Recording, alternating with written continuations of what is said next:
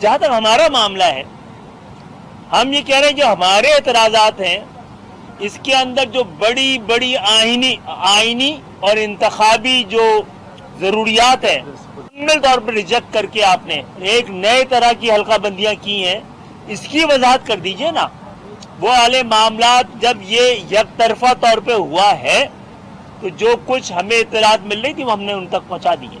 बशमूल chief election commissioner ये कह रहे हैं कि ये बिल्कुल दुरुस्त है, क्योंकि अब मैं मिसाल देता हूँ सक्कर की कि वहाँ अर्बन एरिया म्यूनिसिपल एरिया को तोड़ दिया गया, जो कि सरीहन कानून की खिलाफ वर्जी। रेलवे लाइनें पार कर ली गई, दरिया पार किया गया सक्कर में, और नाले पार किए गए। ये कहानी है, और हमने दुरुस्तगी की बात की तो उसे और खराब कर दिया गया। इलेक्शन कमीशन ने डिलिमिटेशन जो की है उस पर हमें एतराज़ात हैं।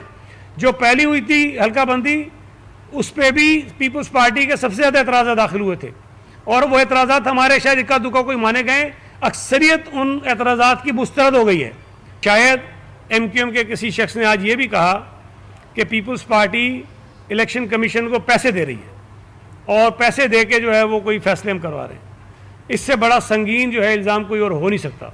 मैं तो इलेक्शन कमीशन से मुतालबा करूंगा कि वो इस पर खुद नोटिस ले, जिन लोगों ने बात की उनके खिलाफ कार्रवाई करे, उनको बुलाए। मैं ये समझता हूँ कि जो 18th अमेंडमेंट है उसमें किसी भी किस्म की तब्दीली छोटे सूबे तो बिल्कुल तस्लीम नहीं करेंगे, और ये मैं आपको बता दूं कि शायद पंजाब भी तस्लीम नहीं करेगा।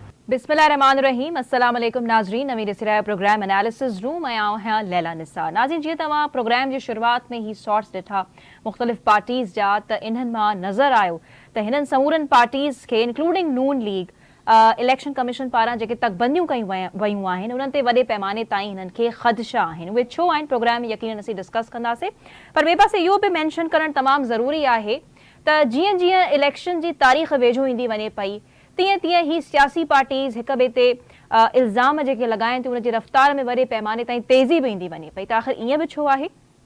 छो त इलेक्शन जी तारीख़ यानी इलेक्शन अञा थी कोन्हे ऐं ही सभु पार्टी समूरियूं सियासी पार्टीज़ जेकी आहिनि छा इलेक्शन खे पाण ई तकरारी बणाइण चाहिनि थियूं, छो त ही सभु पार्टीज़ इलेक्शन जी शफ़ाफ़ियत ते तमामु घणा सवाल उथारनि पियूं। त आख़िर ईअं छो आहे? अञा ताईं त इलेक्शन थी कोन्हे ऐं उन ई जेको ही पंहिंजो टाइम बचियो आहे उन में तव्हां एतिरा उनजी शफ़ाफ़ियत ते सवाल उथारियो था, पाण बि आख़िर चाहियो था, ही सियासी पार्टीज़ आख़िर पाण बि चाहिनि नथियूं त इलेक्शन टाइम ते थियनि या न। सो बहरहाल इन ते अॼु असीं ॻाल्हि ॿोल कंदासीं। ऐं ॿिए तरफ़ ही जेको साइफ़र केस थियो आहे उनजी ॿुधणी तमामु अहम हुई, उन ते बि ॻाल्हि कंदासीं त अॻूणे चेयरमैन PTI जो छा चवण आहे उनजी साफ़िन सां ॻाल्हि ॿोल बि थी आहे। ऐं 12 डिसेंबर ते अॻूणे चेयरमैन PTI ऐं अॻूणे परॾेही वज़ीर शाह महमूद कुरैशी ते 12 डिसेंबर ते फ़र्दे जुर्म लागू थियण वञे पियो। सो प्रोग्राम में पहिरियों शुरूआत कंदासीं त तकबंदियुनि जो मामिलो आख़िर छा आहे, छो समूरियुनि सियासी पार्टीज़ खे ख़दशा आहिनि ऐं इलेक्शन कमीशन छा इन्हनि जा ख़दशा दूर करणु चाहे बि अथी, ऐं छा समूरो मामिलो आहे। ज़ाहिर पंहिंजे पैनलिस्ट जे अॻियां पहिरियों सवाल असीं इहो लॻंदासीं, ऐं पोइ जेकी इल्ज़ाम तराशी वारी सियासत आहे ही समूरियूं पार्टीज़ हिक ॿिए ते छो इल्ज़ाम लॻाइनि थियूं उन ते ॻाल्हि ॿोल कंदासीं। सुबुह सां गॾु पैनल में मौजूदु आहिनि स्टूडियोज़ में मोहसिन बबर साहब, सीनियर साफ़ी, सीनियर एनालिस्ट। अस्सलाम वालेकुम मोहसिन साहब, वॾी महिरबानी टाइम लाइ। ऐं ॿिए तरफ़ मूंखे वीडियो लिंक जे ज़रिए जॉइन कयो आहे सीनियर साफ़ी anchor person analyst Fayyaz Nahid साहब। फ़ियाज़ साहब अस्सलाम वालेकुम, वेलकम टू द शो। तव्हांजी वॾी महिरबानी टाइम जे लाइ। सो फ़ियाज़ साहब तव्हांजी इजाज़त खां शुरूआत करणु चाहींदसि मोहसिन साहब वटां। मोहसिन साहब ही छा थी रहियो आहे? पहिरियों असीं शुरूआत जेको आहे पंहिंजी ही तकबंदियुनि वारो मामिलो जेको आहे इन तां कंदासीं त ही नून लीग, पीपल्स पार्टी, MQM बि वरी प्रेस कॉन्फ्रेंस कई आहे, MQM जो वफ़द बि इलेक्शन कमीशन ऑफ पाकिस्तान सां वञी करे मिलियो आहे। तकबंदियुनि वारी ॻाल्हि ते इन्हनि सियासी पार्टीज़ खे ख़दशा छो आहिनि? पहिरीं ॻाल्हि ॾिसो, मूंखे इहो थोरो सरप्राइज़ बि थियो हिकिड़े लिहाज़ सां त तकबंदियुनि वारो मामिलो ओचितो किथां अची वियो आहे जॾहिं त सभु शयूं स्मूथ पे हलियूं। ऐं पीपल्स पार्टी तोड़े MQM तोड़े नून लीग जिन जो बि तकबंदियुनि ते एतिराज़ आहे, इहा ॻाल्हि त बिल्कुलु वाज़े हुई जॾहिं असांजी जेको सेंसस थी हुई, आदमशुमारी थी हुई, उन में वाज़े तौर ते सभु शयूं क्लियर थी वियूं ऐं इहो बि नज़र पियो आयो त कहिड़नि ज़िलनि में सीटूं वधंदियूं, कहिड़नि में घटि थींदियूं। त इहो त तकबंदियुनि जो मामिलो या हेर फेर सॼी ज़िंदगी हलंदी आई आहे, इलेक्शन कमीशन हुनखे कंदी आहे। नंबर ऑफ जेके वोट्स आहिनि उन्हनि खे नज़र में रखंदे ऐं इन में ज़रूरु पॉलिटिकल मैनूवरिंग इन करे बि थींदी आहे त जेका वक़्तु हुकूमत हूंदी आहे उन्हनि जो रेवेन्यू सिस्टम जेको आहे ऐं उन्हनि जो जेको लोकल गवर्नमेंट सिस्टम आहे उहो हुननि खे ज़ाहिर बेसिक्स उतां जा प्रोवाइड कंदा आहिनि उनजे बेसिस ते तकमंदी हूंदी आहे हिकिड़ो लेंदी क़िस्म जो प्रोसेस आहे पर पॉलिटिकल पार्टीज़ तरफ़ां जेको हाणे एतिराज़ हिन टाइम ते अॼु ओचितो सभिनी वारिया आहिनि प्रेस कॉन्फ्रेंसूं धड़ाधड़ कयूं आहिनि इहा ॻाल्हि थोरी सम्झ खां इन खां ॿाहिरि आहे अॻु में ई जारी थी हुई न मोहसिन साहब इलेक्शन कमीशन में जी लिस्ट वग़ैरह जारी थी वेंदी आहे उन ते एतिराज़ जो टाइम हूंदो आहे हिकिड़ो सॼो मां ॿुधायां पियो प्रोसेस आहे सॼो जेकॾहिं एतिराज़ हुआ त इन्हनि पॉलिटिकल पार्टीज़ इन्हनि एतिराज़ खे पब्लिक छो न कयो ऐं प्रेस कॉन्फ्रेंस उन महिल छो न कयूं जॾहिं फाइनल सभु कुझु थी वियो आहे तॾहिं अची प्रेस कॉन्फ्रेंसूं कनि पिया त साईं असां सां वॾो ज़ुल्म थी वियो आहे ख़ैर MQM जो इहो ज़ुल्म वारो राग त पुराणो आहे पॉलिटिकल पार्टियूं राग ॻाईंदियूं रहंदियूं असां ज़ुल्म थी वियो आहे इलेक्शन कमीशन में असां सां जाती थी आहे असांजो फलाणो तक फेरायो आहे असांजो फलाणो तक फेरायो आहे ज़ुल्म ते ॻाल्हि ज़रूर थींदी जेके उसूल अॼु हुननि बि पंहिंजे कुझु ऐड करणु चाहियो मां हिकिड़ी ॿी ॻाल्हि ऐड कयां हीउ जेको मामिलो मक़सदु मुंहिंजे हिसाब सां आहे सॼो मेलो चोराइण लाइ हिकिड़ी कोशिशि कई वञे पई जेको हिकिड़ो इलेक्शन खे मुलतवी करण जी जेका हिकिड़ी सोच आहे मां कोशिशि अञा न चवंदुसि जेका सोच प्रिवेल जेका करे थी मूंखे लॻे थो इहो उन तरफ़ शयूं वञण जी कोशिशि थिए पई एतिराज़ करणु मामलनि खे ख़राब करणु कहिड़ी ॻाल्हि तव्हांखे नज़र अचे पई आहे इलेक्शंस खे मूंखे ॾिसो न इहो वक़्तु कुझु पार्टियूं आहिनि कुझु पार्टियूं अहिड़ियूं ग्रुप्स आहिनि ज़ाहिर आहे जेका मुस्लिम लीग नून आहे ऐं उनजो जेके ग्रुप्स आहिनि उन जेके हम ख़्याल पार्टियूं आहिनि इंक्लूडिंग JUI ऐं शायदि हाणे MQM जेका आहे उन्हनि सां गॾिजी वञे हीअ चाहिनि था त इलेक्शन थोरी लेट थिए पीपल्स पार्टी इन ते ज़ोर भरे वेठी आहे त इलेक्शन कयो पर ॿियूं कुझु पार्टियूं जेके आहिनि उहे चाहिनि थियूं त इलेक्शन टाइम ते थियनि इहो मूंखे लॻे थो मामिलो उन तरफ़ खां अहिड़ी क़िस्म जी सोच त न आहे त इहो सॼो हिकिड़ो डिज़ाइन तयारु कयो वञे पियो ऐं शयूं हुन तरफ़ वञनि इलेक्शन मुलतवी करण जी कोशिशि अॼु जेका फाइनेंस सेक्रेटरी वारी जेका ख़बर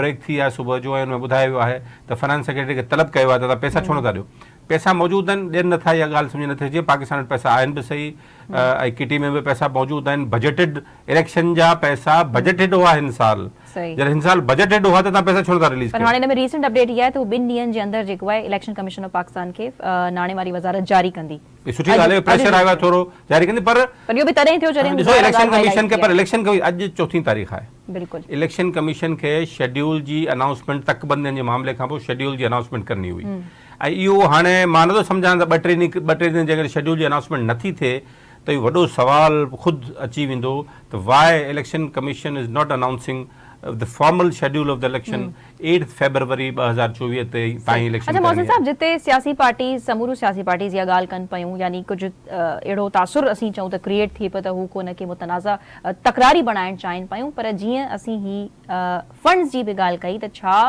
इलेक्शन कमीशन जी तयारी मुकमल आहे छो त ही फंड्स ही जो अञा ताईं जारी कोन थिया आहिनि त ही वाक़ई में समूरी तयारी 8 फरवरी ताईं बाक़ाइदा तौर ते पूरी करे सघंदा मां सम्झां थो इलेक्शन कमीशन तयारी मुकमल आहे छाकाणि मुंहिंजा सोर्सिस जेके आहिनि इलेक्शन कमीशन में ऐं उन खां डिस्ट्रिक्ट एडमिनिस्ट्रेशन में एतिरे हद ताईं पोलिंग स्टेशनूं फाइनलाइज़ थी चुकियूं आहिनि उन्हनि जी जेका स्टाफ जी ट्रेनिंग आहे उन्हनि जा टेंडर अची विया आहिनि अख़बारनि में ऐं उन्हनि जी ट्रेनिंग जे लाइ उन स्टेशनरी जे लाइ टेंडर अची विया आहिनि तंहिंजे करे उहे तयारियूं पंहिंजे टाइम ते मुकमल थियनि पियूं ऐं सिलसिलो अॻिते हले पियो स्टाफ जी प्रेसिडेंट ऑफिसर जी रिटर्निंग ऑफिसर जी हेठि MLA जी पोलिंग जेका अमलो हूंदो आहे उन्हनि जी ट्रेनिंग जा ॿिया मामला शुरू थी विया आहिनि हाणे हिकिड़ो मेजर जेको मामिलो हूंदो आहे हिन में स्टेशनरी जेका हूंदी आहे उनजी प्रिंटिंग हूंदी आहे बैलेट पेपर जी प्रिंटिंग सभिनी खां आख़िर में थींदी आहे त उहो जेको मरहलो आहे हुन तरफ़ हाणे जॾहिं असां वञूं पिया त ओचितो फाइनेंस चवे त असां वटि पैसा न आहिनि या नथा ॾियनि वग़ैरह वग़ैरह इहो केतिरो सीरियस मामलो आहे त अचानक सां जेको आहे इहो इशू हाईलाइट थियो आहे अचानक सां फंड्स रिलीज़ न थिया इहो केतिरो सीरियस मामलो सीरियस इन करे आहे त फाइनेंस जेसि ताईं पैसा रिलीज़ न कंदो त इलेक्शन कीअं थींदी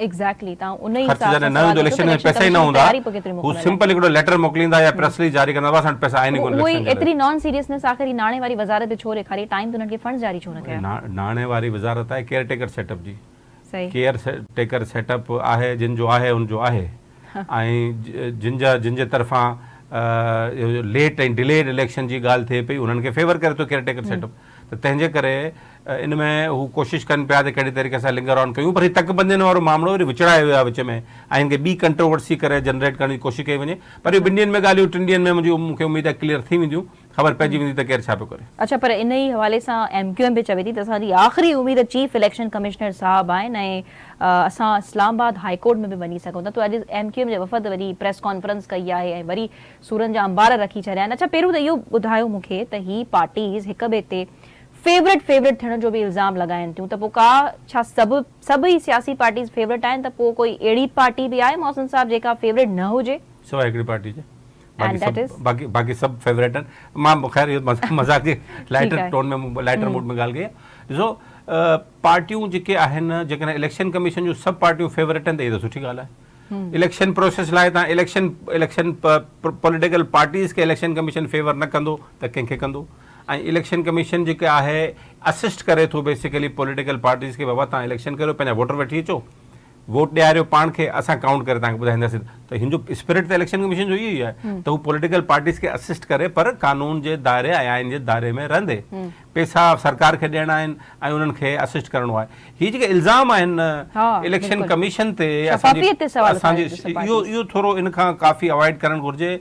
अनलेस अंटिल तव्हां वटि तमामु घणा सबूत आहिनि या तव्हां अहिड़ो को ॻाल्हि करियो ऐं कोर्ट में वञी तव्हां चओ जेको चए थी MQM त असां वेंदासीं। MQM जो ॾिसो न, MQM जा प्रेशर टैक्टिस हूंदा आहिनि, हुनजे प्रेशर टैक्टिस हमेशह प्रेस कॉन्फ्रेंस ते ईंदा आहिनि ऐं हू इहो सिलसिलो पंहिंजो जारी रखंदा आहिनि। अच्छा, हू त चवनि था त इलेक्शन कमीशन जी जेके चूंडूं थियण वञनि पियूं सिर्फ़ु साफ़ शफ़ाफ़, यानी चूंडूं थींदे ई न पर साफ़ शफ़ाफ़ नज़र बि अचनि थींदे, त इहो हुननि जो छा मक़सदु आहे? हाणे सभिनी सियासी पार्टियुनि जी शफ़ाफ़ियत ते सवाल उथारे छॾियो आहे। ॾिसो, MQM जी ॻाल्हि आहे बिल्कुलु दुरुस्त आहे त चूंडूं न सिर्फ़ु थियनि पर थींदे शफ़ाफ़ नज़र बि अचनि, जीअं अदालत लाइ चइबो आहे न सिर्फ़ु इंसाफ़ थिए पर इंसाफ़ थींदो नज़र बि अचे। उनजे लाइ जेको प्रोसेस आहे उनखे साफ़ शफ़ाफ़ ठाहिणो पवंदो। इलेक्शन कमीशन हिन दफ़े तमामु सुठी कोशिशि कई आहे त इनखे शफ़ाफ़ ठाहियूं, पर अञा मसइला आहिनि। अञा ॾिसो, इलेक्शन कमीशन ते बि प्रेशर अचनि था, फेडरल गवर्नमेंट जा, सूबाई हुकूमतनि जा हिकिड़ा प्रेशर हूंदा आहिनि, मुख़्तलिफ़ तरीक़नि सां ईंदा आहिनि, हिकिड़ी ओवरऑल जेका गेम आहे उन तरीक़े सां। पर इलेक्शन कमीशन सुप्रीम कोर्ट जे लिखी ॾेई आई आहे ऐं उते आइनी तौर ते इलेक्शन कमीशन फाथल आहे। मथां सियासी पार्टियुनि जो बि प्रेशर अचे थो त उनखे भई इलेक्शन टाइम ते करायो। उहो सभु पार्टियूं नथियूं चवनि टाइम ते करायो, कुझु पार्टियूं जेके पीपल्स पार्टी आहे ॿियूं चवंदा भई टाइम ते करायो जंहिंजो तव्हां अनाउंस कयो आहे, पर कुझु ॿियूं पार्टियूं हुननि जो प्रेशर बिल्कुलु बि न आहे अनाउंस कयो। मिसाल तौरु नून लीग तव्हांखे इहो चवंदे नज़र न ईंदी त भई टाइम ते इलेक्शन थियणु घुरिजे, तव्हांखे JF नज़र न ईंदी, तव्हांखे MQM नज़र न ईंदी टाइम ते चवंदो त टाइम ते इलेक्शन थधे नमूने थोरो चवंदा त अचनि पिया त इलेक्शन पंहिंजे टाइम ते थियणु घुरिजे। उहो ॾिसो न, सियासी तौर ते केरु मूं जहिड़ो साफ़ी को सवाल पुछी वठंदो आहे त उनजे रिस्पॉन्स में चई ॾींदा, otherwise as a policy matter जहिड़ी तरीक़े सां पीपल्स पार्टी पुश करे इलेक्शन थियण लाइ। ऐं ॾिसो, जा का पार्टी का जमहूरी ऐं आइनी तक़ाज़ो करे थी, सियासी तक़ाज़ो करे थी, का डिमांड करे थी, हिन में बुरी ॻाल्हि कहिड़ी आहे? करणु घुरिजे हिन मुल्क में। MQM करे थी, MQM जी का सुठी ॻाल्हि आहे ऐं इहा वाक़ई ठीकु ॻाल्हि आहे। MQM जी साफ़ ऐं शफ़ाफ़ इलेक्शन थियणु घुरिजनि ऐं थींदे नज़र बि अचनि। उहो थोरो इलेक्शन कमीशन खे पंहिंजे कंडक्ट में कुझु न कुझु पवंदो त असीं साफ़ शफ़ाफ़ चूंडूं ई कंडक्ट करणु पवंदो पए। अच्छा मोहसिन साहब, MQM जी, अच्छा छो त असां फयाज़ साहब हिन वक़्तु डिस्कनेक्ट थी चुका आहिनि, तंहिंजे करे आउं तव्हां सां ई कंटिन्यू करणु चाहींदसि त MQM जी जेतोणी ॻाल्हि कयूं ऐं ॿियनि कॉम्परस जमातुनि जूं हू इल्ज़ाम लॻाइनि पियूं ऐं नाख़ुशि आहिनि पीपल्स पार्टी मां। पीपल्स पार्टी ऐं PTI नाख़ुशि आहे नून लीग मां। पहिरियों मार्केट में चर्चा हुया लाडले जा, हाणे सुपर लाडले जी ॻाल्हि कई वञे थी, त हीअ छा थी रहियो आहे? यानी ही हिक पेज ते ॻाल्हि कनि त सफ़ा परते जी ॻाल्हि थी वई, पर ही एतिरो हिक ॿिए ते इल्ज़ाम तराशी रिवायती आहे या वाकई में कुझु न कुझु आहे? आख़िर इन जो छा ईंदड़ ॾींहंनि में कीअं सियासी मंज़रनामो चेंज थींदे नज़र अचे पियो? मुकम्मल तौर ते रिवायती आहे। अच्छा, इलेक्शन में तव्हां पंहिंजे मुखालिफ़ जे ख़िलाफ़ तनक़ीद न कंदो, पोइ इलेक्शन खेॾंदो कीअं? MQM इल्ज़ाम लॻाए पियो त सिंध में निगरान MQM जो इल्ज़ाम त पुराना, MQM जे हुकूमत जो इंतज़ार आहे, पीपल्स पार्टी जेको कब्ज़ो करे वेठी आहे सभिनी वज़ारतुनि ते पुराना वज़ारतनि ते। हाणे ॾिसो न, जेकॾहिं हिन पासे ॻाल्हि अचे थी, वज़ारतनि में सिंधी केतिरा आहिनि ॻाल्हाइण वारा? तव्हांजे सभिनी जे साम्हूं आहे इहा ॻाल्हि। हिन मामले में न पढ़णु घुरिजे, मुनासिबु ॻाल्हि न आहे। असां हिकिड़े सूबे में रहूं था, उर्दू ॻाल्हाइण वारा असांजा ओतिरा ई भाइर, हुननि जो ओतिरो ई राइट आहे जेतिरो ॿियनि जो आहे ज़रूरु काबीना में बि हुजनि, पंहिंजे सिस्टम में हुजनि, इन ते सियासत न करणु घुरिजे। पर ज़ाहिर आहे MQM इन ते सियासत कंदी आहे ऐं उन्हनि खे पीपल्स पार्टी ते बिल्कुलु तनक़ीद कंदी आहे। ऐं पीपल्स पार्टी जा केतिरा माण्हू ॾिसो जेके निगरान सेटअप हूंदा आहिनि उन्हनि में पॉलिटिकल पार्टियुनि जा माण्हू न हुजनि, न अहिड़ी का अहिड़ो को सवाल उथे बि सही। पर मूं वटि त अहिड़ा एविडेंस बि आहिनि जंहिंमें कुझु निगरान वज़ीर जेके आहिनि उहो जहिड़े तरीक़े सां उनजो कंडक्ट आहे उहो त वाज़े वरी ॿिए पासे नज़र अचे थो। इहा ॻाल्हि अलॻि आहे त निगरान सेटअप जेको बि हूंदो आहे उहो हमेशह इंडिपेंडेंट पंहिंजो सेटअप रखे ऐं पाण खे हिकिड़ो इम्पार्शल साबित करे, जहिड़ी तरीक़े सां इलेक्शन कमीशन साबित करे। पर हिते त सॼो सिस्टम जेको मुल्क जो आहे उहो इलेक्शन कमीशन हलाए पई। ऐं तव्हांखे शफ़ाफ़ियत ते सवाल ही सभी पार्टीज़ उथारींदे नज़र अचनि पयूं या को अहिड़ी पार्टी आहे जेका इलेक्शन कमीशन कल्चर जा मसला बि आहिनि। मसलो आहे त असांजी bureaucracy overall as a whole सॼे पाकिस्तान में जेको माइंड सेट आहे उहो को न्यूट्रल त आहे कोन। उहो केर न केर को न को ब्यूरोक्रेट किथे न किथे कनेक्टेड हो। तमामु घटि ब्यूरोक्रेट जन जेके आहिनि उहे न्यूट्रल ऐं शफ़ाफ़ियत ते बिलीव कनि था। बाक़ी ओवरऑल तव्हां ॾिसो था न ट्रांसफर पोस्टिंग्स इहे सभु थियनि पियूं, धड़ाधड़ थियनि पियूं ऐं सॼे पाकिस्तान में थियनि पियूं। त इहो सिलसिलो त पहिरीं रोके ऐं सॼो ॾिसो न इलेक्शन कमीशन इहो सॼो मैनेज करे पियो ऐं इन सॼनि मामले खे सिंध जो माना मां सिंध में ॾिसां पियो, ॿिए पासे हालत कोन्हे। सिंध सॼा ऑफिसर जेके आहिनि उहे इलेक्शन कमीशन चेंज करे थी ऐं उन्हनि खे हलाए थी, फलाणे रखो फलाणे खे न रखो। इहा हिकिड़ी अजीब ॻाल्हि। इलेक्शन कमीशन जी शफ़ाफ़ियत ते ॻाल्हि कंदासीं ऐं गॾोगॾु असां तव्हांखे ॿुधायोसीं त MQM पीपल्स पार्टी ते कहिड़ा इल्ज़ाम लॻाए थी, पर पीपल्स पार्टी बि नून लीग ते कुझु इल्ज़ाम लॻाया आहिनि, उहे बि ब्रेक खां पोइ असीं डिस्कस कयूं था। हिकु शॉर्ट कमर्शियल ब्रेक ऐं ब्रेक खां पोइ हाज़िर थियूं था।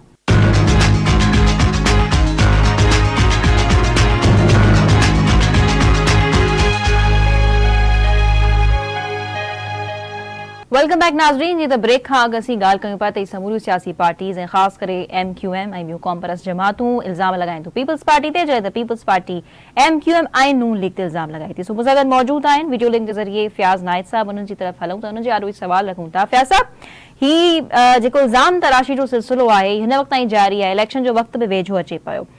MQM त पीपल्स पार्टी ते इल्ज़ाम लॻाए थी, पर पीपल्स पार्टी जो चवणु आहे त बशीर मेमन थी विया, जीअं त नून लीग जा सिंध जा उहे सदर आहिनि, उन्हनि जे लाइ हू चवनि था ऐं MQM जे लाइ बि त हू कामूरनि खे इस्तेमालु करणु चाहिनि था ऐं बशीर मेमन पुलिस ऑफिसरनि खे IG सिंध जीअं हुकुम पियो ॾिए। अवां जो छा चवणु आहे, इन ते छा तजियो ॾींदा? ही इल्ज़ाम तराशी जो सिलसिलो रुकजंदे नज़र अचे पियो ऐं ही कंप्लीटली रिवायती आहे, जीअं त अॻु मोहसिन साहब ॿुधायो। जी ॾिसो, तव्हांखे यादि हूंदो त जेका पंजाब जी जेका निगरान हुकूमत आहे उन हवाले सां पाकिस्तान पीपल्स पार्टी जी पंजाब जी जेका क़यादत आहे उन्हनि मुख़्तलिफ़ इल्ज़ाम हया ऐं उन्हनि इहो पियो चयो जेको कुझु थिए पियो उहो पाकिस्तान मुस्लिम लीग नून जे चवण ते थियो पियो। तव्हां हिकिड़ो ॾिठो त वक़्तु आयो जिते पीपल्स पार्टी पार्लियामेंटेरियन सदर आसिफ अली ज़रदारी साहब हिकु अहमद मीर खे इंटरव्यू ॾिनो,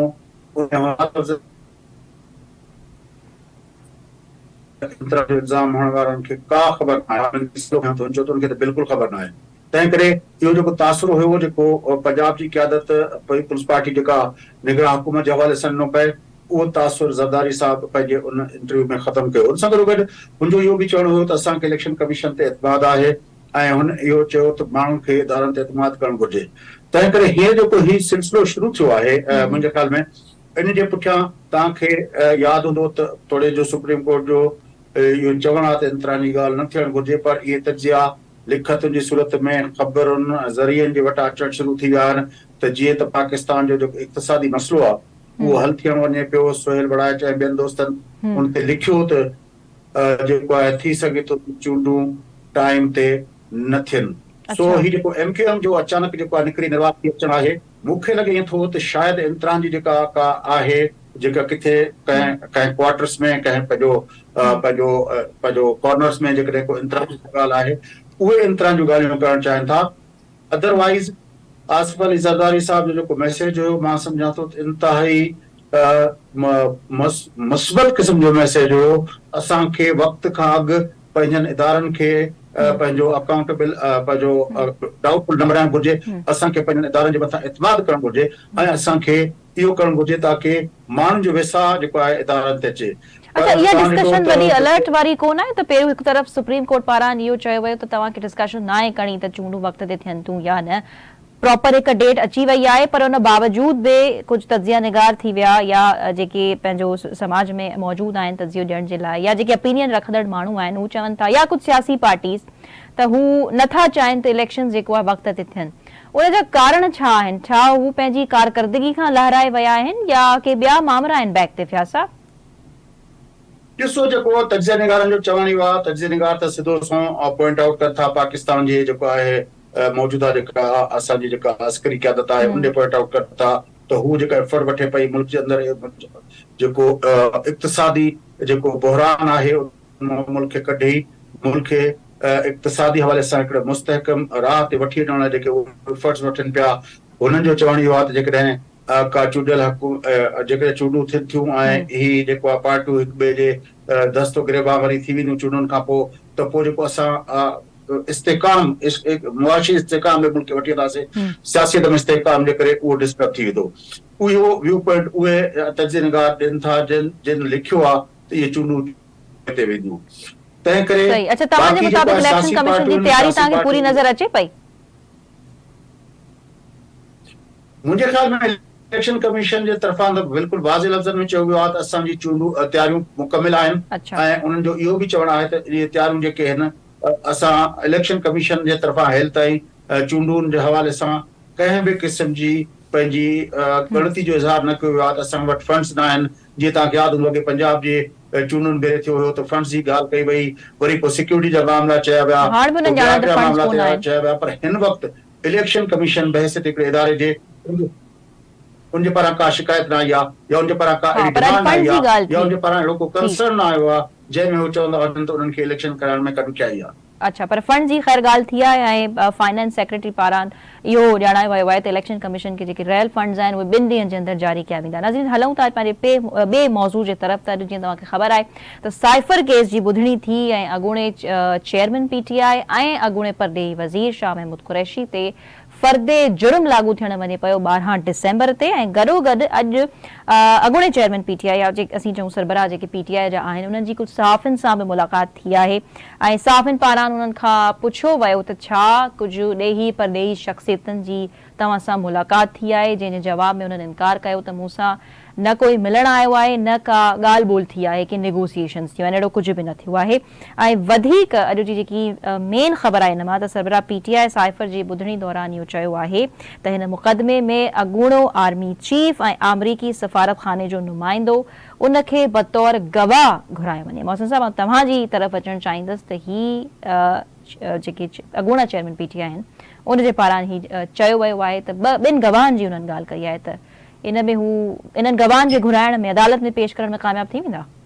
घुराईंदी अदालत? ॾिसो, अदालत बिल्कुलु घुराए सघे थी। उनजो सबबु आहे त इहो एविडेंस ॾियणो पवंदो ऐं वकीलनि खे अदालत में इहो साबित करणो पवंदो त उन्हनि जी इन्वॉल्वमेंट आहे। पर हिकिड़ी ॿी ॻाल्हि हूंदी आहे त हीअ जेका साइफर जी ट्रांसमिशन थींदी आहे ऐं साइफर्स हिक ॿिए मोकिलिया वेंदा आहिनि मुल्कनि में ऐं फॉरेन ऑफिस जा पंहिंजा नुमाइंदा जेके हुननि जा एम्बेसडर्स हूंदा आहिनि उहे पंहिंजा जेके साइफर्स मोकिलींदा आहिनि पंहिंजी फॉरेन ऑफिस में, इहे लीगली प्रोटेक्टेड आहिनि।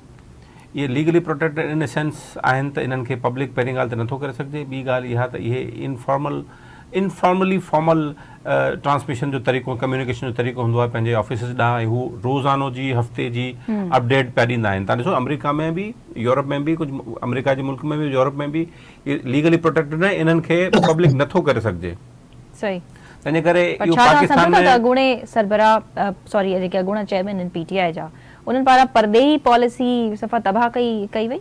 ये परॾेही पॉलिसी त बिल्कुलु हिकिड़ो ठीकु ठाक क़िस्म जो हिननि डेंट विधो, छाकाणि त जेकर इहे ईअं पब्लिक थींदियूं रहियूं शयूं त ईअं त पाकिस्तान जे जेको सफ़ारती सिस्टम आहे, सफ़ारतकार जेके दुनिया में कमु कंदो हुनखे एतबार ई कोन कंदो, हुननि केरु गॾु वेहण लाइ तयारु कोन हूंदो, हुन सां गॾु केरु ॻाल्हाइण लाइ तयारु कोन हूंदो त तव्हां जेके तव्हां सां ॻाल्हि ॿोल कयूं था उहो खणी कहिड़े तरीक़े सां हुजे। ॾिसो, हिकिड़ी हक़ीक़त आहे त अमेरिका समेत मुख़्तलिफ़ मुल्क जेके आहिनि हुन जा पाकिस्तान में इंट्रस्ट पॉलिटिकल हूंदा आहिनि। जियो पॉलिटिकल सिचुएशन जे करे पाकिस्तान हिकिड़ो न्यूक्लियर स्टेट आहे, पाकिस्तान जा हिकिड़ा पंहिंजा पावर्स आहिनि, हिकिड़ी तमामु अहम क़िस्म जी रियासत आहे हिन सॼे ख़िते में, त उनमें मुख़्तलिफ़ टैक्टिक्स आर्म ट्विस्टिंग खां वेंदे हर शइ थींदी रही आहे ऐं उनमें हुनजा तरीक़ा मुख़्तलिफ़ हूंदा आहिनि।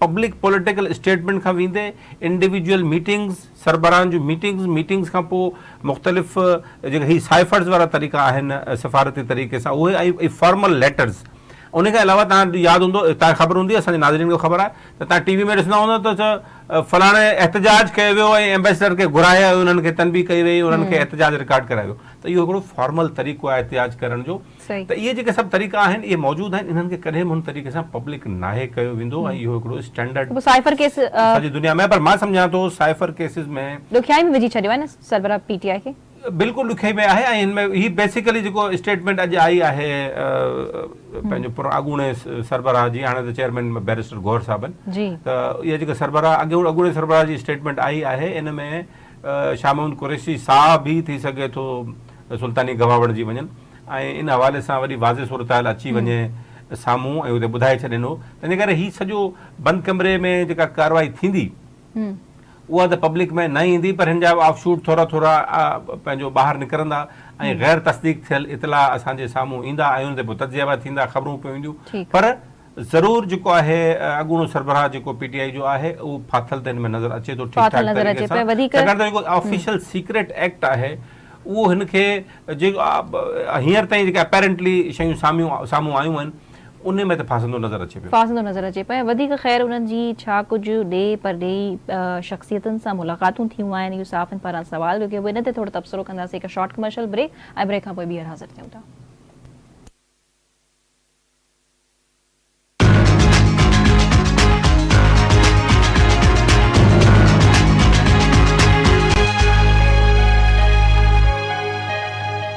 वेलकम बैक नाज़रीन, ॻाल्हि कयूं पिया साइफर केस ॿुधणी ते। फ़ियाज़ साहब तव्हांजी तरफ़ अचणु चाहींदसि त छा कुझु जीअं त कुझु साफ़िन जी सोर्सिस मुताबिक़ ऐं विच में ख़बरूं हुयूं त पंहिंजो जेके पीटीआई जा अॻूणा चेयरमैन आहिनि उन्हनि सां कुझु अहम शख़्सियतुनि जूं मुलाक़ातूं थियनि पियूं ॾेही ऐं परॾेही, पर अॼु हुननि पाण इन ॻाल्हि खां इनकार करे छॾियो आहे। तव्हां कीअं ॾिसो पिया हिनखे? सवाल कजो वरी। जी, सवाल इहो आहे त अॼु साइफर केस जी ॿुधणी दौरान जीअं त अॻूणे चेयरमैन पीटीआई जी कुझु साफ़िन सां ॻाल्हि ॿोल थी ऐं विच में बि इहे ख़बरूं हुयूं त हुननि जी कुझु ॾेही परॾेही शख़्सियतुनि सां मुलाक़ातूं थियनि थियूं, पर पाण अॼु हुननि इन ॻाल्हि खे डिनाए करे छॾियो आहे। कीअं ॾिसो पिया हिन मामले खे?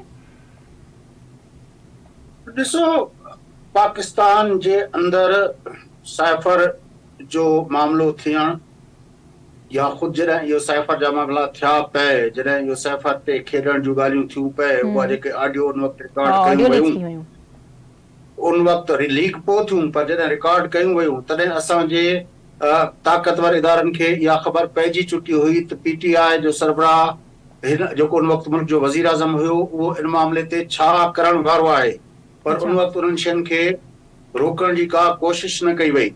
ऐं तव्हांखे यादि हूंदो त ही हाणे हिन वक़्तु जेको असांखे इहो ॿुधायो पियो वञे त शायदि हिन भेरे जेको आहे असांजा जेके इदारा आहिनि पंहिंजो कोर्टूं आहिनि ऐं उहे जेके काज़ी फैज़ जे करे पंहिंजो हिकु अहिड़ो को वॾो मामिलो करे वठंदा, पर ही पाकिस्तान जी बदकिस्मती सां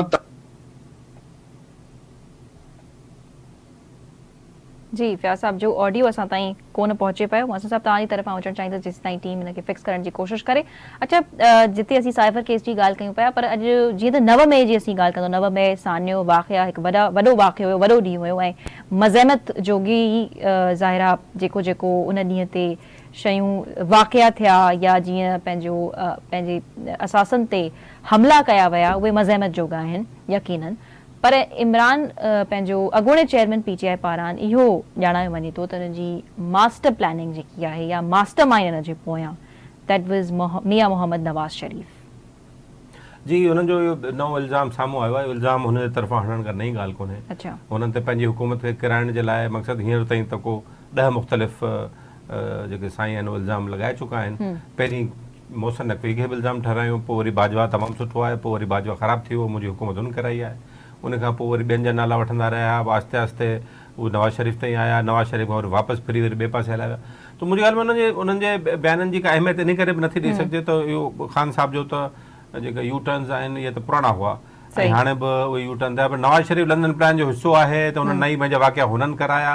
इहो पॉलिटिकल स्टंट थी सघे थो, हिनखे साबित करणो पवंदो न। 9 मई जा केस हलंदा, अदालतनि में केस हलंदा, कोर्ट्स में केस हलंदा, साबित करणी पवंदी न, उन्हनि खे साबित करणो पवंदो त कीअं हो ऐं उन जी ॻाल्हि responsible PTI is for that. किथे मूं पढ़ियो पियो चवंदा मूं वटि लिखत में एविडेंस मौजूदु आहे। भई लिखत में एविडेंस मौजूदु आहे त छा पियो करे? पीटीआई क्लेम करे इहो तव्हां लंडन प्लान जो को लिखत में चवनि था को आहे, पर सॼा सोशल मीडिया जा स्टंट्स आहिनि माण्हुनि खे उहो करण लाइ। पर इन मां हिकिड़ी इन तव्हांजो फ़ाइदो वठंदे थोरे तव्हांजे टाइम जो हिकिड़ो मां सेकेंड वठंदुसि। इन उहे त इल्ज़ाम हलंदा रहंदा ख़ान साहब जो कोई मसइलो कोन्हे, अञा बि तव्हांखे ॿिया नवां आंदा, सुभाणे ॿिए कंहिंखे बि चई छॾंदासीं हिननि बि असांजी हुकूमत कराई हुई, त इहो सिलसिलो हलंदो रहंदो। अॼु हिकिड़ी अहम ॻाल्हि थी आहे, अहम ॻाल्हि इहा थी आहे त इलेक्शन जेके पार्टियुनि में थियूं, पीटीआई में बि थियूं, सभिनी पार्टियुनि में इलेक्शन्स थियूं। अॼु इलेक्शन थी आहे PMLN में। PMLN जी इलेक्शन जा 5-6 मरकज़ी उहिदेदार चूंडिया विया आहिनि। हाणे मज़े जी ॻाल्हि ॾिसो, पाण खे चवंदा असां सॼी मुल्क जी पार्टी आहियूं ऐं तव्हां हिननि जो उहिदेदार जेके चूंडिया विया आहिनि उहो मां तव्हांखे ॿुधायां ऐं कीअं हुननि उहिदेदार चूंडिया आहिनि। ठीक है, इलेक्शन थियो है, कुछ उहिदेदार अनअपोज उहिदेदार चूंडिया आहिनि। मियां मोहम्मद शहबाज शरीफ साहब सदर, मरियम नवाज शरीफ साहिबा senior vice president, Ahsan Iqbal Chaudhry साहब सेक्रेटरी जनरल, अताउल्लाह तारड़ साहब deputy secretary general, Mohammad Ishaq Dar साहब सेक्रेटरी फाइनेंस, मरियम औरंगज़ेब साहिबा सेक्रेटरी इंफॉर्मेशन, सब सेंट्रल पंजाब, सब हिकिड़े इलाइक़े जा मिट माइट पाण में करे हुननि पार्टी ठाही। माना न सराइकी वसेब सराइकी पंहिंजे ई पार्टी जे सराइकी इलाइक़े जे माण्हुनि ते एतबार आहे, न एतबार आहे KP जे माण्हुनि ते। सिंध ऐं बलूचिस्तान त हूअं ई पंजाब खे त कॾहिं सेंट्रल पंजाब खे पसंदि न आहिनि रहिया असांजे हिननि अॻवाननि खे। मुंहिंजो ॿुधायो इन्हनि खां बशीर मेमन साहब वीचारा त सिंध जा आहिनि, उन्हनि खे सिंध ते महदूद रखनि था। साईं शाह मोहम्मद शाह साहब असांजा प्रेसिडेंट हुआ काफ़ी वक़्तु ताईं, तव्हां उन्हनि खे मरकज़ी मीटिंग में कोन ॾिसंदा हूंदा, उन्हनि घुराए विहारे ज़रूरु छॾींदा हुआ। मूंखे ॿुधायो, मूंखे एतिराज़ कोन्हे, मूंखे मुस्लिम लीग नून से वॾियूं तकलीफ़ूं ॾिठियूं आहिनि, नवाज़ शरीफ़ साहब बि ऐं मरियम नवाज़ साहिबा बि वॾी तकलीफ़ुनि में रहिया आहिनि, हुननि वॾी स्ट्रगल कई, हिन में त को शक ई कोन्हे। पर मूंखे ॿुधायो, इन्ही अप्रोच सां तव्हां नंढनि सूबनि वटि वञो पिया, उन्हनि खां वोट वठणु वञो पिया, जो तव्हां मर्कज़ ठाहे छॾियो आहे, सेंट्रल पंजाब ऐं पंहिंजी फैमिली ऐं पंजाब खे सॼो पंहिंजो मर्कज़ ठाहे छॾियो आहे ऐं उनजा सॼा उहिदा पाण वटि रखी छॾिया आहिनि। माना केरु उहिदनि जे लाइक़ बि कोन्हे हिननि जी पार्टी में, वॾी अफ़सोसनाक सूरत हाल आहे। तंहिंजे करे पाण खे बजाए हिन जो चवनि असां सॼी मुल्क जी पार्टी आहियूं, घटि में घटि इहा दावा त न कनि, चवनि तव्हां लाहौर सेंट्रल पंजाब जी हिकिड़ी बहितरीनु पार्टी आहे। GT रोड पार्टी मां त अॻे हिननि खे चवंदो हुउसि, उन्हनि साबित करे छॾियो आहे त असां GT रोड ई आहियूं ऐं हीअ जेके बि हिननि 6 उहिदेदार खया आहिनि इहे सभु GT रोड जा। अच्छा, अॼु थोरो साइफर जी असीं वधीक ॻाल्हि कंदासीं, तव्हां राइटली पॉइंट आउट कयो त हिन हवाले सां का अहिड़ी ख़ासि मतिलबु मर्कज़ छो बणाए छॾियो आहे, उहिदेदारनि जी खे मतिलबु मेरिट ते असीं चऊं त छो नथो मुक़ररु कयो वञे। सिंध बि आहे ऐं खोड़ पंहिंजो ॿिया बि सूबा आहिनि। त मोहसिन साहब, तव्हां खां इहो पुछणु चाहींदुसि, जॾहिं साइफर केस जी ॿुधणी थी, हुन खां बाद में अॻूणे सरबराह जी ॻाल्हि ॿोल थी सहाफ़ियुनि सां PTI जी, त निकाह बाबति बि सवाल कयो वियो। हाणे असीं ख़ैर जे ज़ाती पासे खे अॻियां असीं टच नथा करणु चाहियूं, पर छो त इन हवाले सां कुझु इंटरव्यूज़ मंज़र आम ते आया, त उन्हनि में पाण हुननि इहो ॼाणायो, सरबराह PTI, अॻूणे सरबराह PTI, त हुननि पंहिंजी वाइफ खे निकाह खां पोइ ॾिठो। जी बिल्कुलु, ई स्टेटमेंट हलियो आहिनि, हुन ॻाल्हि बि कंहिं साफ़ी शरारत कई हूंदी, ज़ाहिर आहे हुननि खे चस्को बि खपे थो असांजे साफ़ियुनि खे, असांजे TV चैनल्स खे, त चस्के लाइ अहिड़ा सवाल पुछंदा आहिनि, चस्के लाइ अहिड़ा जवाब ईंदा आहिनि, त जीअं हुनजी रेटिंग हले। सॼी दुनिया सियासत हिकिड़े पासे ऐं निकाह जा हिकिड़ा ज़ाती इंताई क़िस्म जा मामला हाणे उहे हलनि पिया। वरी उन ते ओन चौधरी बि स्टेटमेंट ॾिनी आहे त मां जो गवाह आहियां, मां सभु शयूं कढंदुसि। मतिलबु छा पियो थिए हिन मुल्क में, हीउ कहिड़ो तरीक़ेकार आहे? तव्हां महिरबानी करे हुननि जी हिकिड़ी ज़ाती मामला आहिनि, इंतिहाई ज़ाती क़िस्म जा मामला आहिनि, हुननि खे पासीरो करे तव्हां सियासत ते हुन ते तनक़ीद कयो, हुननि जो मीडिया ट्रायल जंहिंखे तव्हांजो करिणो आहे करियो। हूअं ई तव्हांजी असांजी जेका इहा central so called national media आहे, या हूअं ई मर्ज़ी सां मीडिया ट्रायल हर कंहिंजो कंदी आहे। ठीकु आहे, मतिलबु टाइम थोरो बचो आहे ऐं असांजो राब्तो जेको आहे फ़ियाज़ साहब सां बहाल थी चुको आहे। फ़ियाज़ साहब, आख़िर छो त टाइम बि थोरो आहे, तव्हांखां आख़िरी सवाल आउं करणु चाहींदुसि त ईंदड़ ॾींहंनि में हाणे त चूंड बि वेझो आहे, समूरी सियासी पार्टी जा हिक ॿिए ते इल्ज़ाम, ॿिए तरफ़ इलेक्शन कमीशन जी शफ़ाफ़ियत ते सवाल उथनि पिया, त ईंदड़ ॾींहंनि में सियासी मंज़रनामो कहिड़े डायरेक्शन ॾे वेंदे तव्हांखे नज़र अचे पियो? जेकॾहिं कंसाइज़ हिन ते प्लीज़ तजियो ॾेई वठो, कमेंट करे वठो। इलेक्शन जो मंज़रनामो इहो थींदो त सभु पार्टियूं वेंदियूं, इल्ज़ाम हणंदे बि इलेक्शन कैंपेन में वेंदियूं, ऐं ज़ाहिर आहे उहो इलेक्शन जो प्रोसेस थींदो ऐं उनमें जॾहिं इलेक्शन जे प्रोसेस में हूं बि इल्ज़ाम तराशी जेका आहे उहा सॼी दुनिया में जेका उहो उनजो अमल तेज़ हूंदो आहे।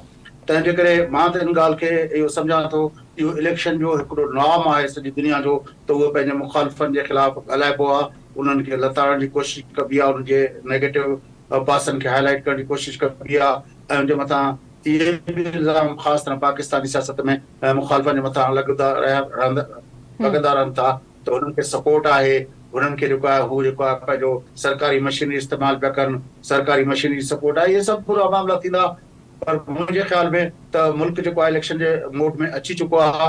हिते कोयटा में जेको मां तव्हांखे ॿुधाईंदो हलां त जिते PMLN जी क़यादत आई, उन खां पोइ पीपुल्स पार्टी तमामु हिकिड़ो वॾो जलसो कयो। उनखे ॿिए ॾींहं खां पोइ पश्तूनख्वा मिली अवामी पार्टी तमामु वॾो जलसो कयो, जॾहिं त नेशनल पार्टी PNP मैंगल उनजा जेके अॻुवान आहिनि उहे पंहिंजनि इलाइक़नि में इलेक्शन कैंपेन खे मसरूफ़ आहिनि। मौलाना फज़लुर रहमान साहब जा जेके पंहिंजो हिते जा जेके पंहिंजो क़यादत आहे उहा पंहिंजे पंहिंजे में जेको आहे मसरूफ़ आहे। मुंहिंजे ख्याल में साॻी सूरत हाल जेका आहे तव्हां ॾिठो त KPB जे अंदरि पीपुल्स पार्टी ठीक है फैसला वरी मेहरबानी मोहसिन साहब अवां जी वरी मेहरबानी। नाज़रीन प्रोग्राम जो टाइम खत्म थी चुको है। ज़ाहिर है ईंदड़ ॾींहंनि में ख़बर पवंदी त कहिड़ी सियासी पार्टी जो पलड़ो भारी थियण वञे पियो ऐं ज़ाहिर आहे मुख़्तलिफ़ वक़्तनि ते असीं बि तव्हांखे ॿुधायूं था त कहिड़ी पार्टी कीअं प्ले करे पई ऐं सभु कुझु वाज़े ई आहे। पर अञा वधीक ज़ाहिर आहे जीअं जीअं इलेक्शन जो वक़्तु वेझो ईंदो वेंदो तीअं तीअं शयूं जेके आहिनि उहे वाज़े थींदियूं वेंदियूं। सो इजाज़त ॾींदा, मुलाक़ात थींदी सुभाणे। अला।